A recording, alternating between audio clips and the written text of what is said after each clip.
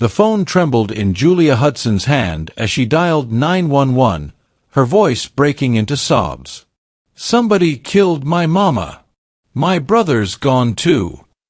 It was October 24, 2008, and in a quiet Chicago neighborhood, a scene of unimaginable horror had just unfolded.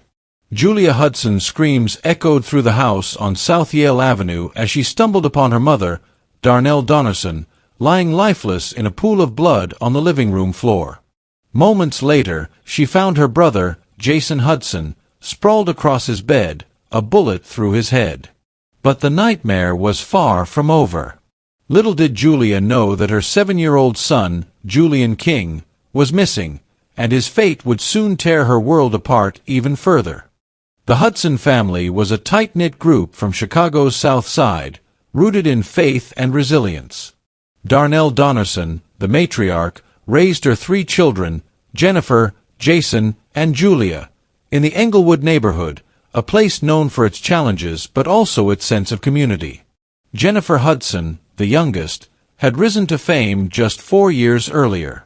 She stunned the world on American Idol in 2004, finishing 7th but stealing hearts with her powerhouse voice. By 2008, she'd won an Oscar for her role in Dreamgirls, becoming a beacon of hope for her family and her city. Jason, her older brother, was a mechanic with a quiet strength, while Julia, the middle sibling, worked as a school bus driver, raising her young son, Julian, with love and care. Darnell kept them all grounded, a steady presence in their modest home. But beneath this picture of success and stability, a storm was brewing, one that would shatter their lives forever. Julia Hudson's marriage to William Balfour was a source of tension from the start. Balfour, a man with a troubled past, had a rap sheet that included attempted murder, vehicular hijacking, and drug possession. He'd spent nearly 7 years in prison before being paroled in 2006, and when he married Julia in 2007, the Hudson family didn't hide their disapproval. Jennifer later testified, "None of us wanted her to marry him. We did not like how he treated her." Balfour's temper flared often, and his jealousy grew as Julia began pulling away. That year, she'd started seeing someone new, a co-worker named Greg McKay, and Balfour didn't take it well. McKay later recalled a chilling moment when Balfour cornered Julia after a fight. He told her, "If you ever leave me, I'm going to kill you, but I'm going to kill your family first. You will be the last to die." Those words weren't just an empty threat, they were a promise, one he'd soon keep in the most brutal way imaginable. It was a crisp Friday morning when the horror began. Around 8 a.m., Julia left for her job as a school bus driver, leaving her son Julian at home with Darnell. Jason was asleep in his room after a late night. Balfour, estranged from Julia and living elsewhere, had been fuming for weeks. Witnesses later said he'd been seen near the house that morning, his green Chrysler parked just blocks away. What happened next was swift and merciless. Inside the Hudson home, gunshots rang out. Darnell, 57, took 2 bullets, one to the head, one to the chest, collapsing in the living room where she'd spent countless evenings with her family. Jason, 29, was shot twice in the head as he slept, the sheets stained crimson around him. And then there was Julian, little Julian, just 7 years old, a bright-eyed boy who loved Spider-Man and school. He was taken from the house, his small frame no match for the rage that swept through that day. Around 1 p.m., Julia returned home after her shift. She stepped inside, expecting the usual warmth of her mother's greeting. Instead, she was met with silence, then the sight of Darnell's body.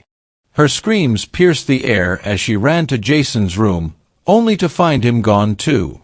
Panic set in. "Where's Julian?" she cried, searching the house. He was nowhere to be found. Police swarmed the scene as Julia's 911 call brought the quiet street to life with sirens. The house was sealed off, a grim tableau of blood and bullet casings. Detectives quickly noticed something chilling. Jason's white Chevy Suburban was missing from the driveway. Had the killer taken it, and Julian with it? An Amber Alert went out across Illinois, plastering Julian's smiling face on every TV screen. A 7-year-old boy, 4 feet 11 inches tall, 130 pounds, last seen at home. Meanwhile, suspicion zeroed in on William Balfour.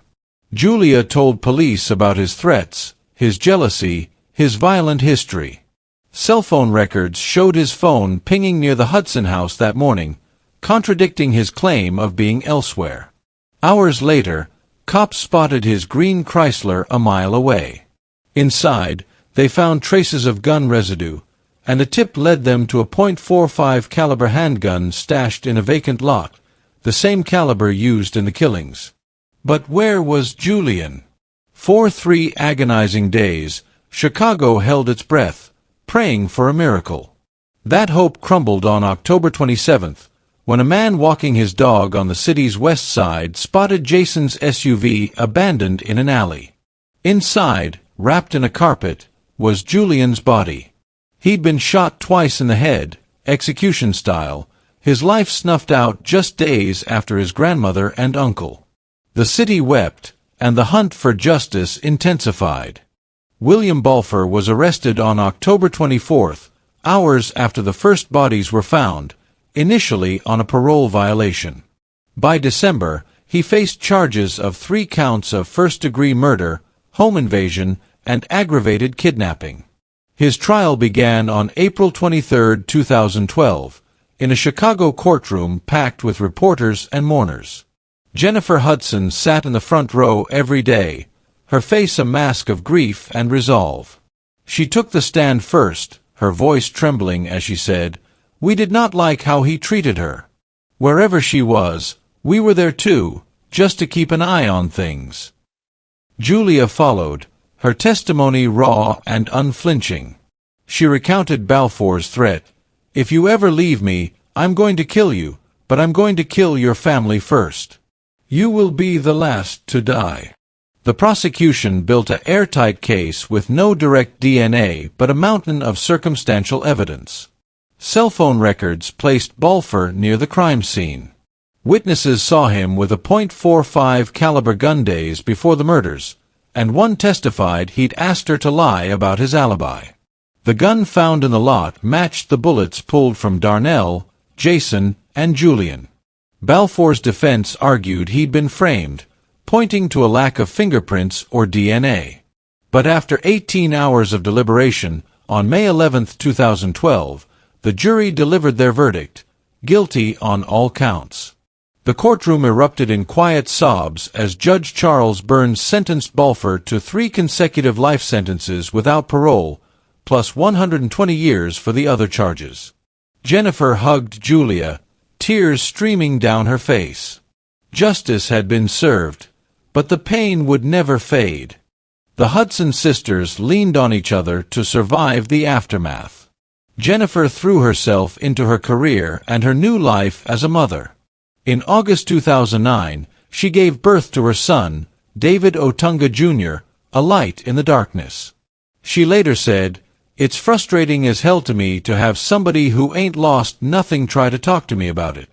But having David, it gave me a reason to keep going." In 2010, she and Julia founded the Hudson King Foundation in honor of Darnell, Jason, and Julian, offering school supplies and support to families of crime victims. Every year, on Julian's birthday, they host a Hatch Day event, giving back to the community that rallied around them. William Balfour remains behind bars at Stateville Correctional Center, still claiming innocence.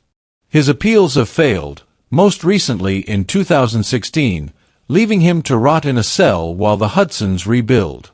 Jennifer reflected years later, "Of course you still get sad. It's always there. But you learn to live with it." Their story is a testament to strength, and a stark reminder of the toll domestic violence can take. If this story gripped you, hit that like button and subscribe for more true crime tales that dig deep into the cases you won't forget. Ring the bell so you never miss an upload. We've got more coming your way. Share your thoughts in the comments. What struck you most about the Hudson family's tragedy? Let's keep the conversation going.